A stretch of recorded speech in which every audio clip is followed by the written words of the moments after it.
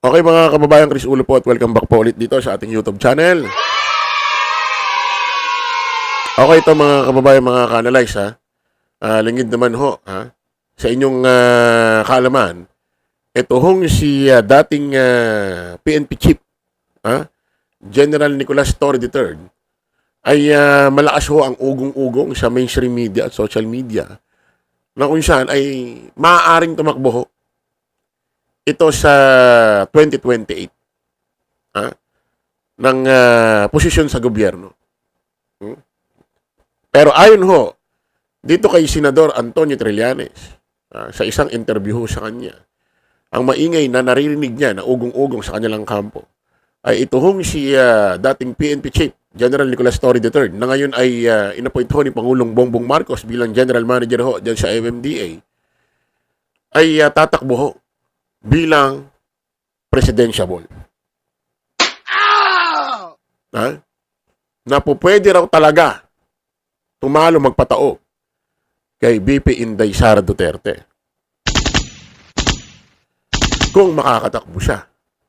Malalaman naman natin yan kung hindi ho matutuloy ang kanyang impeachment trial. Kasi pag ho na impeachment trial, yan si BP Inday Sara Duterte, at napatunayan na nagkaroon ho siya ng sala ng mga i-final ho sa kanya ng iba't ibang elements ho ng impeachment, ay hindi na ho makakatakbo yan for life. Kahit saan hong posisyon ho ng gobyerno na binoboto ho ng taong bayan. Hanggang sa pinakamababa, o halimbawa kagawad, hindi na rin siya pwedeng tumakbo doon.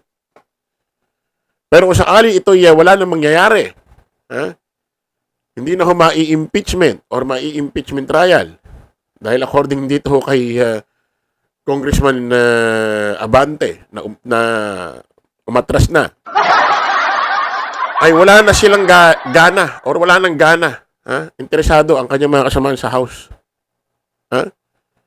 na talakayin pa ang impeachment. Kaya kung sakaling hindi na matutuloy yan, makakapag-file ho ng COC or Certificate of Candidacy sa COMELEC itong si BP Inday Sara Duterte na sigurado naman tatakbo ito. Hindi na siya makakapag-file siya sa October 1 ng 2027 at tatakbo at magiging magkakabutuhan na sa 2028. Walang ibang nakikitang pwedeng magpataob dito kundi ho si General Torre. So ngayon pa lang mga kababayan, kahit ito hong si General Nicolas Torre III, dating PNP chief na ngayon ay nasa MMDA na, mukhang hinahabol pa rin ho ng issue. Parang gusto pa rin ho dumihan ang kanyang pangalan para masira ang tiwala ng taong bayan sa kanya at para kung anuman ang kanyang magiging desisyon na tatakbo sa 2028 or tatakbo siyang presidente, humina ang kanyang puwersa, humina ang kanyang trust rating sa taong bayan, sa mga butante. Ewan ko rito kay Senador Panfilo Lacson. Dati gusto ko ito pero ngayon parang di ko na maintindihan to si Panfilo Lacson. Sa totoo lang. Parang kung ano-ano na ini-istorya ho nito ni Senador Panfilo Lacson. Hindi na may pa itong si General Torre. Diyan sa usaping flood control dito kay dating Undersecretary DPWH si Bernardo. Pakinggan niyo po muna to mga kababayan.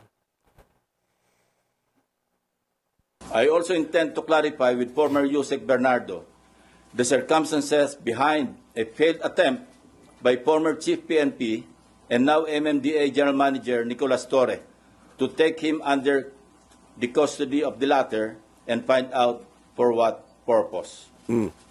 We will also issue subpoena to personalities who snubbed our invitations during the last hearing under pain of contempt and arrest by the Senate Sergeant at Arms. With all that said, I'm ready to answer your questions. Sir, pa-clarify lang, tama po ba yung sinabi niyo kanina na si Bernardo is seeking custody kay... Hindi. It's the other way around. Okay. Si General Torre po. Nagulat siya nung meron nag-offer sa kanya na magbigay ng sanctuary. Kasi wala naman sa custody ng Senate si Bernardo. No? I think this happened before his third appearance. No? Nung he was about to appear for the third time yata, ewan ko kung nakailan na siya. Nung nagkausap kami, kinuwento niya sa amin yan na sinabi sa kanya na pwedeng mag-seek ng sanctuary kung gusto niya. Pero pag labas niya doon sa pinanggalingan niya, nakita niya si General Torre. Umatras siya. Sabi niya, doon na lang ako kay Senator Lacson. Although he was not under my... What? Ang title kasi rito sa ABS-CBN, nagulat din ako, Torre nag-alok umano ng kustodiya kay Bernardo ayon kay Lacson. No, hindi naman daw siya, si Bernardo, hindi naman daw hawak ng Senate sa custody. Okay, may nag-alok daw dun sa labas. Ngayon, nung nakita niya raw si General Torre, ang magkukup-kup sa kanya, ay matras daw. At sige, doon na lang kay Senator Lacson. Ewan ko rito kay Senador Panfilo Lacson kung ano-ano kinukwento. Ilang taon na ba ito si Senador Panfilo Lacson at parang medyo kinakalawang na kung ano-ano na kasi sa ganung kwento, nung papakupkup si Bernardo. Ngayon, nung nakita niya sa labas, si General Torre umayaw. Ano dating nun sa mamamayang Pilipino? Hindi mapagkakatiwalaan si General Torre? Pero, hindi totoo na si General Torre ay mag-aalok ng kustodiya kay Bernardo. Unang-una, yung buwan petsang binabanggit ho ni Senador Panfilo Lacson, hindi na ho PNP chief. Si General Torre. Hindi na ho PNP chief. Floating pa. So, paano siya mag-aalok ng kustodiya dyan kay Bernardo? Pinatotohanan na ho ni General Torre, mga kababayan. Ha? Pakinggan ho natin ito. Hindi na natin papakita yung video at sa ABS-CBN ito. Pakita ko lang po muna una. Pakinggan natin, ha? Supposed to be ninyo si former DPWH, Bernardo. Yes, Bernardo. Bakit? Ano po ang say ng... Alam mo, nagulat ako niyang issue na yan. Kasi yan, October 9 pa nangyari. Last year. Ang nangyari niyan is a priest who I trust, a friend, ay humingi ng assistance sa akin na sabi niya, tulungan mo ako at meron akong isang witness dito na very vital na humihingi ng tulong ng custody. Eh wala naman akong capability, sabi niya wala siyang capability to render the to give the assistance requested. Kaya sa tingin niya, kaya ko. During the time, hindi naman ako chief PNP na. Wala akong command, wala akong resources, wala akong otoridad na gawin. Kaya nung makita ko, uy, ito pala si Yusek Bernardo pala, nagulat ako. Ito halinawin natin. Meron daw pare, hinihinga ng tulong ni Bernardo na sa'yo muna ako. Humihingi ako siya ng kustodiya. Alagaan mo ako or itago mo ako dahil nanganganib ako. Ganyan, ganito. Sabi nung pare, humingi ng tulong kay General Torre, wala akong kakayahan bigyan ng kustodiya si Bernardo. Nakiusap siya kay General Torre na baka pwede bigyan mo ng kustodiya ito si Bernardo. Bigyan mo ng kustodiya. Nagulat si General Torre, hindi ko kayang bigyan ng kustodiya kung sino man tao yan. Hindi niya pakilala si Bernardo, hindi niya pa alam na yun. Floating ako, hindi ako PNP chief. Siguro nakalimutan ng pare. Nagulat siya, si Bernardo pala. Si Bernardo. Ikaw pala yan? Ikaw pala yung nangihingi ng kustodiya? Hindi ko yan. Hindi kita mapagbibigyan kasi floating ako. Hindi ako PNP chief ngayon. Wala nga akong pwesto. Iba naman ang kwento ni Panfilo Lacson. Si General Torre daw ang nag-alok ng kustodiya kay Bernardo. At nung lumabas daw sa Bernardo, nakita niya si General Torre, umatras daw. Hindi, kay Lacson na lang ako. Ang pangit pakinggan eh. Ano ba yung Senador Panfilo Lacson? Paano pa sa malalaking issue? Ha? Paano ka na yung paniniwalaan sa malalaking issue na kwento? Dito lang, palpa ka na. Ha? Mga nakakalawang ka na siya, ha? Nagulat ako Kasama niya ang kanyang abogado at tatlong anak Oh. sa meeting place. So, kasama niya si attorney, if I remember right, attorney Boji Miranda. Yun. Nandun sa meeting place, kasama niya. At tatlong anak niya, 2 lalaki, 1 babae. Anak ni Yusek Bernardo. So, ang in-advise ko sa kanila, abay, kung natatakot ka sa buhay mo or sa safety mo, better go to the WPP. Kasi ang WPP talaga, ang tamang ahensya na magpoproteksyon sa'yo kung meron kang gustong sabihin. Kaya nagulat nga ako biglang, uy, anong take custody? October 9 yun. Hindi ako chief PNP. Floating nga ako, sarili ko nga, hindi ko mabigyan ng trabaho, yun pa. Oh. So in short, you refused him. Hindi sa refused. Talagang wala akong magawa para sa kanya. Because it's really none of my business. So how did it end, sir? Hindi Ano nyo? Paano magiging totoo yung kwento nila kasi na si General Torre pa nag-alok ng kustodiya kay Bernardo? Wala nga akong posisyon. Floating nga. Floating nga ako. Ako nga, walang posisyon eh. Naka-floating nga ako eh. Tapos bibigyan kita ng kustodiya. Paano mangyayari yun? Pampilo Lacson. Sir, Senator, ayusin mo kwento mo. Ha?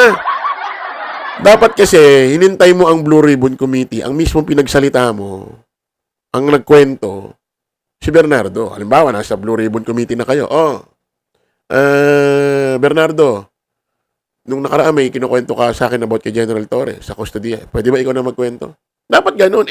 Nauuna ka, hindi naman ikaw si Bernardo. Para ang chismoso dyan. Ha? Hindi naman ikaw si Bernardo. Ba't di mo mahayaan si Bernardo magkwento? Di ba? Paano pagka nagkaroon na ng Blue Ribbon Committee sa mga susunod na araw at pinakwento mo ulit kay Bernardo, tapos hindi swak doon sa kwento mo, di lumalabas na, sinungaling ka pa. Kasi babalikan namin yung video mo kung tama yung kwento ni Bernardo kay General Torre at yung kwento mo. Ano ka ba naman, Senator? Ha?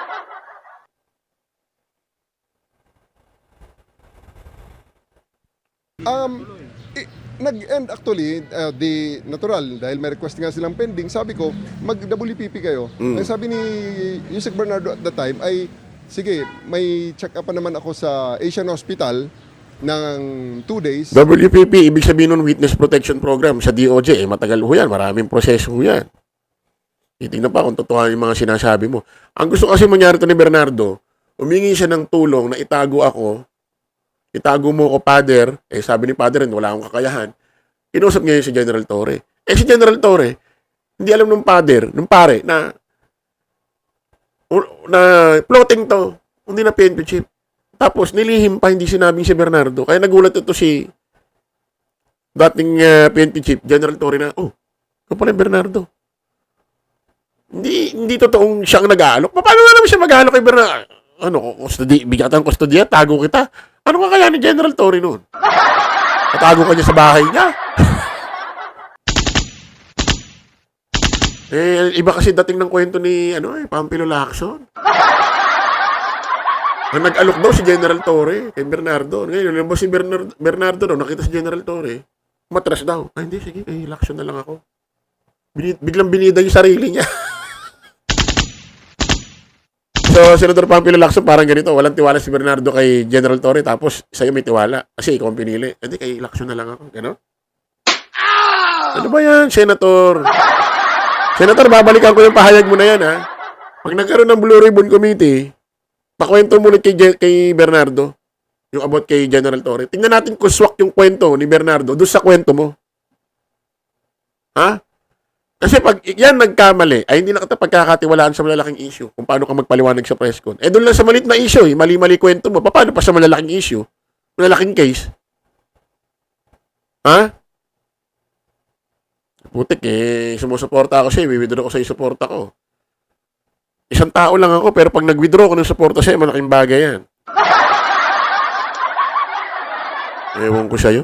Kita-kita ulit tayo sa panibagong vlog. Bye-bye po.